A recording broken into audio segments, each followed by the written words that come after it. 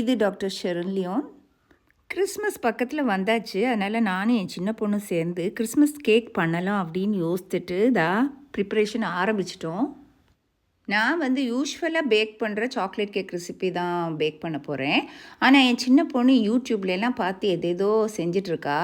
Actually நான் ஓவனில் தான் back பண்ணி பழக்கம். ஆனால் இவள் இட்லி குக்கரில் தண்ணியை வச்சு அப்படி ஸ்டீம் பண்ணி ஏதோ கேக் ப்ரிப்பேர் பண்ணிகிட்ருக்கா.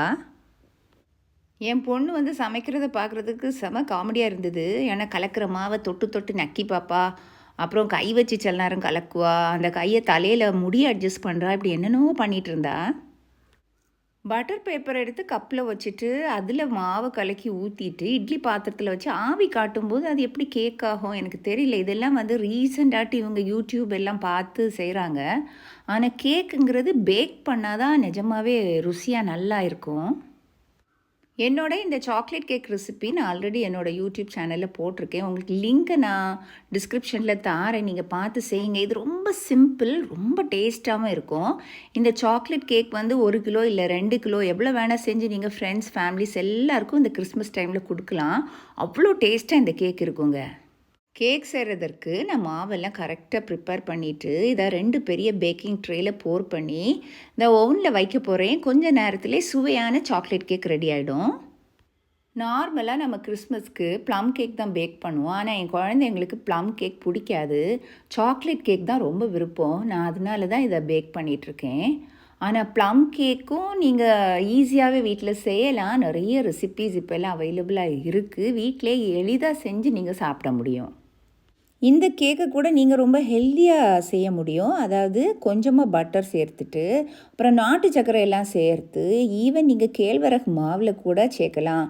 வேறு மில்லட்ஸ் கூட இதில் சப்ஸ்டியூட் பண்ணி பேக் பண்ணலாம். இந்த மாதிரி மாடிஃபை பண்ணி பண்ணும்போது ரொம்ப ஹெல்த்தியாக இருக்கும். நம்ம எல்லாருமே நல்லா ருசித்து சாப்பிடலாம். என்னோடய கேக் ரெடி ஆயிடுச்சு. இதை நான் ஓவன்லேருந்து வெளியே எடுத்துட்டேன். இந்த சாக்லேட் கேக் நான் ரொம்ப அடிக்கடி செய்வேன். அதனால் இது செய்கிறது எனக்கு ரொம்ப ஈஸி. எனக்கு கைவந்த கலைன்னு தான் சொல்லணும். இது ரொம்ப சிம்பிளாக நீங்களே செய்யலாம். ஒரு 2-3 வாட்டி ப்ராக்டிஸ் பண்ணிங்கன்னா இந்த கேக் செய்கிறது ரொம்ப எளிது. கேக்கை நான் துண்டு போட போகிறேன். பாருங்கள் எவ்வளோ சாஃப்டாக ஃப்ளஃபியாக இருக்குன்ட்டு. ரொம்ப டேஸ்ட்டாக இருக்கும், ரொம்ப சுவையாக இருக்கும். நிச்சயமாக நீங்கள் உங்கள் வீட்டில் இதை செஞ்சு பாருங்கள். என்னோடய பேக்கிங் வேலை முடிஞ்சிச்சு. ஆனால் இங்கே ஒரு ஆள் என்னென்னமோ திருப்பி செஞ்சுட்டு தான் இருக்கா. ஆக்சுவலி கிச்சனில் இருக்க கத்தி, அப்புறம் பாத்திரம், சிசர்ஸ் எல்லாத்தையும் எடுத்து அங்கே என்னென்னோ வேலை நடக்குது. அதை திருப்பி லேயராக கட் பண்ணி அதுக்கு இடையில் க்ரீம் எல்லாம் வச்சு ஃப்ரிட்ஜில் ஸ்டோர் பண்ணி ஸ்கூல்லேருந்து டெய்லி இதை தான் அவள் சாப்பிட்டுட்டு இருந்தா. எனக்கும் கொடுத்தா, அவங்க அப்பாவுக்கும் கொடுத்தா. நிஜமாக அது ஒரு மாதிரி டேஸ்ட்டாக தான் இருந்தது. ஆனால் அதை ஸ்டீம் பண்ணி எடுத்ததுனால ரொம்ப கேக்கியாக இல்லாமல் கொஞ்சம் இந்த இட்லி சாப்பிட்ட மாதிரி இருந்தது. ஸோ நான் அதை புட்டு கேக்குன்னு சொல்லி அவளை கிண்டல் பண்ணிகிட்டு இருந்தேன். இருந்தாலும் சின்ன குழந்தைங்க நம்மளோட சேர்ந்து கிச்சனில் ஒர்க் பண்ணுறதுங்கிறது ரொம்ப சந்தோஷமான விஷயம். அவள் பேக்ரவுண்ட் மியூசிக் எல்லாம் போட்டு நிஜமாகவே அந்த ஈவினிங் ரொம்ப ரம்யமாக இருந்து நானும் அவளும் கிச்சனில் ஒர்க் பண்ணது. சாயந்தரம் நானும் என் கணவரும் சேர்ந்து எங்கள் பல் மருத்துவ கழகத்தோட கிறிஸ்மஸ் டே செலிப்ரேஷன் ஃபங்க்ஷனுக்கு போயிட்டுருக்கோம். இதை ஹாலுக்குள்ளே வந்தாச்சு. ஃப்ரெண்ட்ஸோட அரட்டையெல்லாம் அடிச்சுட்டு பாருங்கள், குட்டீஸோட ஆடல் பாடல் நிகழ்ச்சி நடந்துகிட்ருக்கு. ரொம்ப ஃபார்மலான மீட்டிங் எல்லாம் முடிஞ்சதுக்கு அப்புறம் தான் கிறிஸ்மஸ் டே செலிப்ரேஷன் நடந்தது. சின்ன குழந்தைங்களோட ஆடல் பாடல் நிகழ்ச்சி, அப்புறம் ட்ராயிங் காம்படிஷன், அப்புறம் சாங், கிறிஸ்மஸ் மெசேஜ் இதெல்லாம் நடந்ததுக்கு அப்புறமா கேக் கட்டிங் நடந்துச்சு.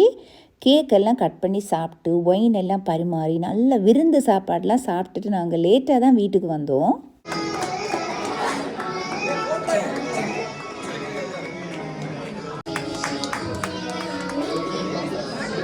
போன வருஷம் இந்த கிறிஸ்மஸ் விழா எங்கள் ஃப்ரெண்டு டாக்டர் ஜெரோமோட வீட்டில் நடந்தது. அந்த வீடியோ கூட நம்ம சேனலில் இருக்கோங்க.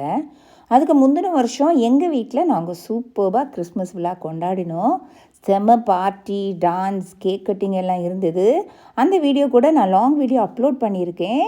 எல்லா வருஷம் எங்கள் பல் மருத்துவ சங்கத்தில் எல்லா செலிப்ரேஷன்ஸும் நாங்கள் தவறாமல் கொண்டாடுவோம். அந்த வகையில் ரொம்ப ஜாலியாக ஃப்ரெண்ட்ஸோட ஈவினிங் டைம் ஸ்பெண்ட் பண்ணது ரொம்ப ஹாப்பியாக இருந்தது. வீட்டுக்கு லேட்டாக தான் வந்தோம். நைட் வந்தோடனே என் பாப்பி பாருங்கள் என்னை கொஞ்சிறத. எப்போ நாங்கள் வெளியே போனாலும் வீட்டுக்கு ஃபர்ஸ்ட் வரும்போது எங்களை க்ரீட் பண்ணுறது பாப்பி தான். நான் கிளினிக்கில் பேஷண்ட்லாம் முடிச்சுட்டு நைட்டு வரும்போது என்னை பார்த்த உடனே அப்படி ஒரு குதிப்பாக அதை பார்க்கும்போது எல்லா டென்ஷனும் மறந்து போயிடும்.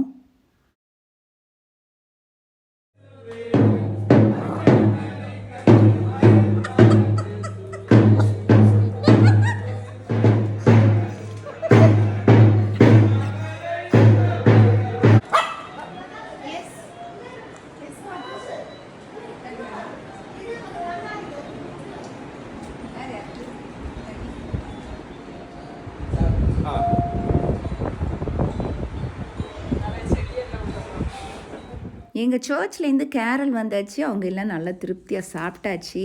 கேரல் முடிச்சுட்டு எல்லாரும் வீட்டுக்கு கிளம்பிட்டாங்க. இப்போது வீடு பாருங்கள் ஜெகஜோதியாக மினுங்குது. கிறிஸ்மஸ்க்கு இன்னும் நிறையா டெக்கரேஷன்ஸ் பாக்கி இருக்குது. இன்னும் நிறைய vlogs போடுவேன். நம்ம சேனலை பாருங்கள், சப்ஸ்கிரைப் பண்ணுங்கள். Happy Christmas every one.